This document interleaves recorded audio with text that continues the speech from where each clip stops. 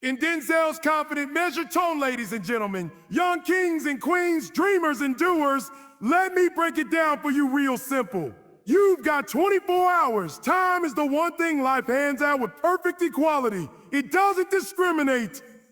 It doesn't care where you come from, who your parents are, what school you went to, how much money's in your bank account, or what connections you have. Time is the only currency we all receive in the exact same amount every single day. 24 hours, not a minute more, not a second less. But here's the twist. Even though we all get the same time, the outcomes are wildly different. Why? Because while time is equal, how we use it is not. And that's where the separation happens. That's where the gap begins to open between those who rise and those who repeat. Between the doers and the dreamers. Between the ones who watch life and the ones who shape it. You've seen it. Some folks are millionaires, change makers, authors, leaders, all living in the same 24 hours that others are using to binge another season, complain about the system, or scroll endlessly with no direction. So don't let the world lie to you. It's not just about luck. It's not just about privilege. It's about what you do with what you have, especially the time you've been given. Imagine time as a bank account. Every morning, life deposits 86,400 seconds in your account. You can't carry any of it over tomorrow. You can't save it up or put it in a vault. Whatever you don't use wisely is lost, spent, gone. And unlike money, you can't make more time. You can't borrow it. You can't hustle for extra hours. When it's gone, it's gone. That's why time is more valuable than money. You can lose money and make it back. You can recover from financial mistakes. But when you lose time, when you waste a day, a week, a year, you can never get it back, ever. Now, most people don't realize this because time doesn't send you a bill. It doesn't show you the cost of procrastination until it's too late. It doesn't warn you before it slips through your fingers. It doesn't scream when you waste it. It just passes silently. But the effects, they're loud. They show up in missed opportunities, unfulfilled potential, and that deep aching feeling of, I could have done more. That's why successful people treat time differently. They respect it. They don't treat a day like it's disposable. They treat it like a gift because that's what it is. And they don't let other people waste it either. They're intentional, strategic, not just busy, but productive. Being busy is easy. Anybody can be busy. But the question is, are you building? Are you creating? Are you improving? Or are you just staying in motion, fooling yourself with the illusion of progress? Your time is your life in disguise. How you spend your day is how you spend your existence. There's no separation. So when you say, it's just one lazy day, what you're really saying is, I'm okay with one less brick in the foundation of my future. Look around. The people you admire, the ones doing big things, they didn't get an extra hour. They didn't get some secret stash of hidden time. They made hard decisions about what matters. They said no to distractions, no to mediocrity, no to comfort, and yes, to early mornings, focused evenings, daily discipline, and long-term vision.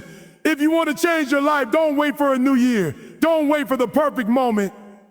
Don't wait for a better mood or the stars to align. Change your next hour. Own your next decision. Use what's already in your hand today. Because every hour is a seed. What you plant today grows into what you'll be living tomorrow. Plant laziness and you'll harvest regret. Plant discipline and you'll reap greatness. So stop saying, I don't have time. You do. You've always had it. What you don't have is priorities that match your goals. Because the truth is, if it matters to you, you'll find a way. If it doesn't, you'll find an excuse. You've got 24 hours, not 25, not 30, just 24. That's all you need if you stop waiting and start doing. You don't have to overhaul your life in one day, but you do have to start somewhere. Because if you don't value your time, someone else will use it for their agenda. And you'll look back one day not wondering where the years went, but how you let them get away. Time is the most precious resource you'll ever possess. And once you understand that, truly understand it, everything changes. Your habits change, your circle changes, your energy changes. You stop living on autopilot and you start living on purpose. You've got 24 hours, make them count. Everybody loves talent. We celebrate it, we admire it, we post about it. A person hits a high note, runs a 4.3 40-yard dash, paints a masterpiece, or solves an equation in seconds, and we call it genius. We assume they were born different, gifted, special, but let me give you the truth. Talent isn't rare. It's just loud. It gets the attention, but it doesn't always get the results. What separates the people who could be great from the people who are great isn't talent, it's discipline. Discipline is the quiet force that shows up long after talent gets tired. Discipline doesn't need to be seen. It just needs to be done. It's what makes the difference between someone who plays the piano and someone who becomes a concert pianist. It's what turns a person with a dream into a person with a legacy. You ever met someone who was incredibly talented, maybe even more talented than the people at the, but they never quite got there? Maybe they gave up when it got hard. Maybe they refused to change their habits. Maybe they relied so much on talent, they never thought they had to grow. That's the trap. See, talent can fool you. It can make you believe you've already arrived when you've just started. It can make you overconfident and underprepared. It can give you a head start. But if you don't run the race, you still won't cross the finish line. Discipline, though? Discipline doesn't care how you feel. It doesn't need inspiration. It shows up when it's raining. It shows up when you're tired. It shows up when nobody's watching. And that's exactly why it wins. Because life doesn't reward potential, it rewards preparation. When you've got discipline, you do the work when nobody's clapping. You wake up early even when there's no gold medal. You put in the reps. You study the craft. You sacrifice now for what you want later. That's not talent, that's character. And here's what they don't tell you in the highlight reels. Talent fades when it's not trained. Raw ability will carry you part of the way, but if you want to stay at the top or even reach it, you need systems. You need routine. You need to master the boring stuff. Ask any successful person. Athletes, entrepreneurs, artists, CEOs, they'll tell you it's the discipline that took them there. Not just the moments of brilliance, but the thousands of hours when nobody was watching. The early mornings, the late nights, the consistency.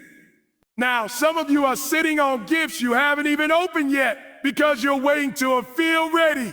You think you need more talent before you start. That's backwards. You don't need more talent, you need more commitment. You need more consistency. That's what activates the potential you already have.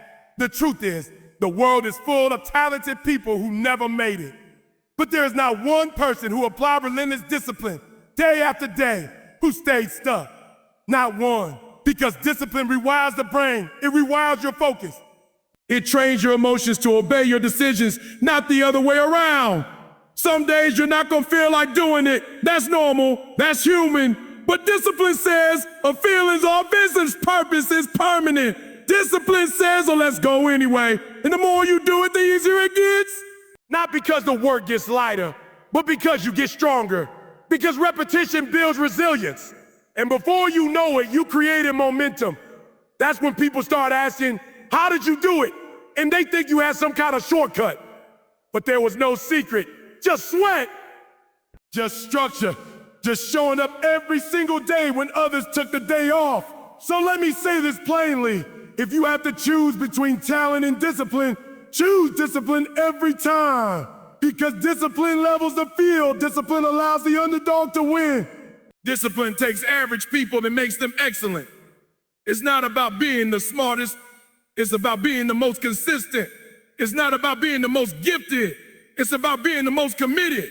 You don't need to be extraordinary to begin. But if you begin with discipline, you'll end up doing extraordinary things. So don't wait for motivation. Motivation is a spark. Discipline is the engine. And when the emotions fade, and they will, it's the habits you build that will carry you forward. That's the lesson. Discipline doesn't just beat talent. It builds a life that talent alone could never create. We live in a time where pleasure is just one click away, one scroll, one swipe.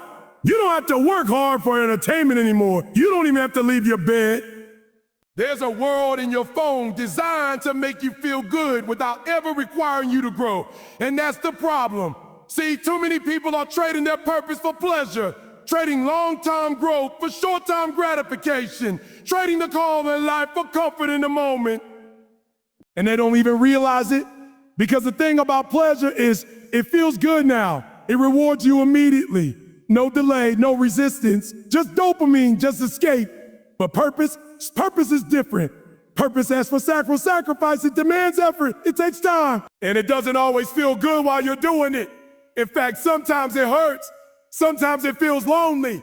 But you know what else it feels like? Legacy, fulfillment, greatness. The hard truth is this: if you always choose what feels good or what moves you forward, you'll live your whole life stuck in circles, busy, entertained, distracted, but not fulfilled, not building, not becoming. You think you're just relaxing, just chilling for a bit. But slowly, you're numbing the very part of you that was meant to rise. Purpose is calling, but it doesn't shout, it whispers. And pleasure drowns it out with noise. So you gotta be intentional. You've gotta decide, is this activity feeding me or draining me? Is it moving me closer to who I wanna become or pulling me further away? Is this comfort or mine? Because there's nothing wrong with rest. Don't get it twisted. Rest is necessary. You can't pour from an empty cup, but there's a difference between rest and escape. Rest renews you. Escape delays you. And most people don't know the difference until it's too late. You can't scroll your way to purpose.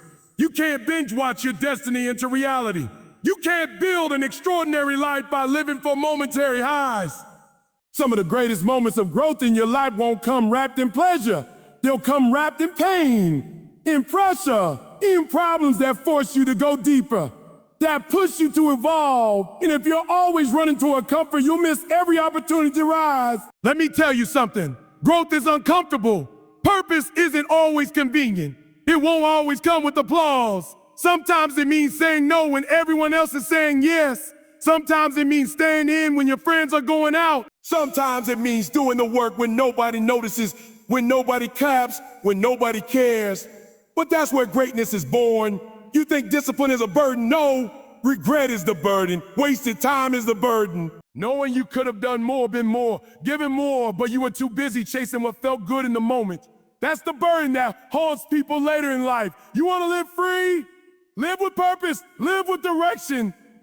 Choose actions that serve your future self, not just your current emotions. Because pleasure will tell you, you deserve this. And maybe you do. But purpose will tell you, you're made for more than this. And that's the voice you need to listen to. Look around. Everything is trying to keep you comfortable, not purposeful. Algorithms are designed to steal your focus. Ads are tailored to distract you.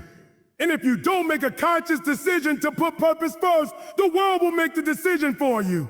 And you'll wake up one day wondering how you got so far off track. So start asking better questions. What am I working toward?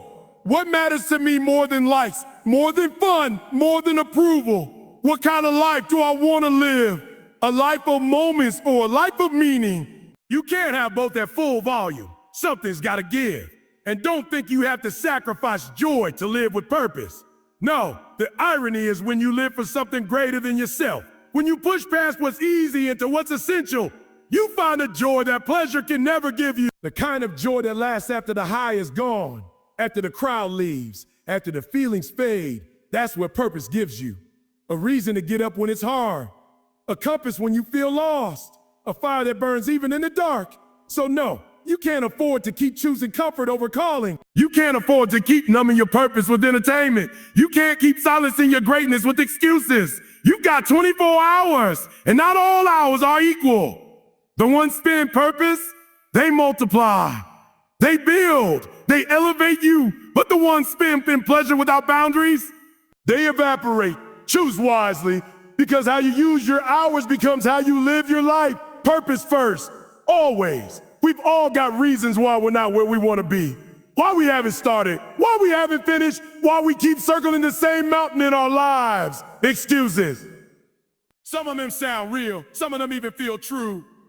I didn't have the support. I didn't grow up with resources. They doubted me. I'm too old. I'm not ready yet. But here's the hard truth. Your excuses may explain your delay, but they will never justify your defeat.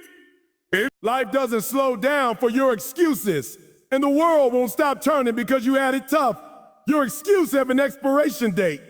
They might comfort you in the short term, They might help you feel better about where you are, but eventually they'll lose their power, they'll grow stale, and all you'll be left with is the dream you didn't chase, the time you didn't use, the calling you never answered. Potential, though, potential doesn't expire that easy. It waits, patiently mind in the pit of your soul, whispering, "It's more in you." Don't settle here. Don't stay here. And the longer you ignore it, the heavier it becomes. Because deep down, you know you're capable of more. That's not ego. That's not fantasy. That's truth. You can feel it even when you try to drown in doubt. Your excuses might silence it for a while, but they can't kill it. Not unless you choose to. Excuses are easy. They don't require anything from you. No risk, no responsibility, no discomfort. You just hand over your power and say, "It wasn't my fault." But the problem is, the moment you blame everything else, you also surrender your ability to change it. You trap yourself in the same cycle, waiting for conditions to be perfect, waiting for pain to disappear, waiting for someone to save you. But what if I told you no one's coming to save you? What if I told you that the hero you're waiting on is already inside you? But don't you dare let the past rob you of the power of now. Because while you can't go back and change the beginning, you can start today and change the ending. You are not your mistakes. You are not your pain. You are not the voice in your head telling you it's too late. You are potential in motion.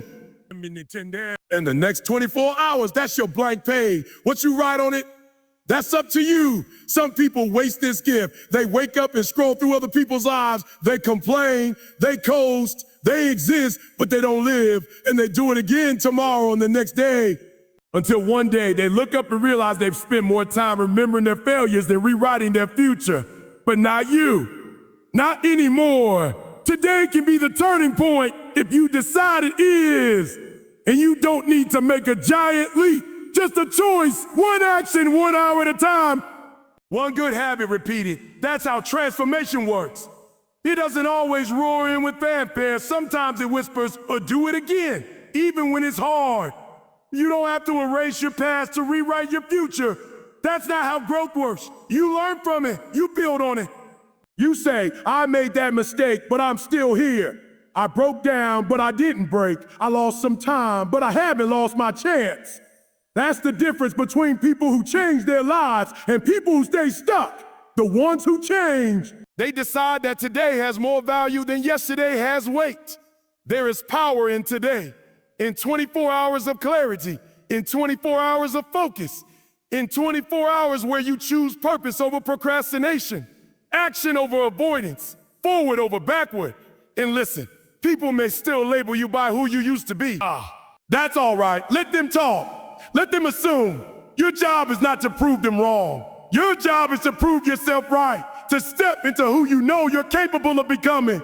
Because the person you were, that's a chapter. But the person you're becoming, that's the story. Maybe yesterday you were tired, discouraged. Maybe you gave in to fear. Maybe you didn't show up like you should have. But today, you got the opportunity to choose different, to choose better, to build momentum. You don't need to see the finish line to start running. You don't need to know how it'll all turn out to take the first step. You just need to start. Because when you do something today that your future self will thank you for, you begin to shift your entire timeline. You begin to steer your life toward purpose. So let me ask you straight. Are you still living in the shadow of what happened? Or are you ready to walk into the light of what's possible? Every second you spend blaming the past is a second you're stealing from your future. And you got so much life ahead of you, so much purpose in you, so much greatness yet to be expressed. What are you doing with the next 24? Use them to forgive. Use them to plan. Use them to hustle, to heal, to stretch, to grow. Use them to become. Because it's not the big breaks that change your life. It's what you do daily that determines who you become eventually. Don't wait for next week. Don't wait for the new year.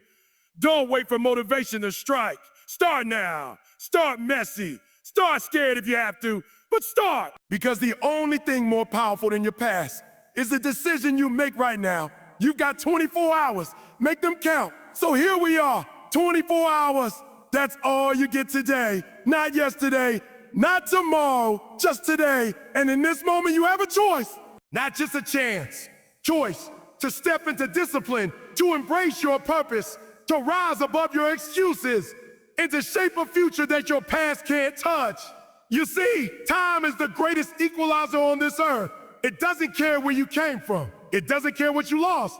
What matters is how you use it, how you value the breath in your lungs, the gift in your hands, the calling in your heart.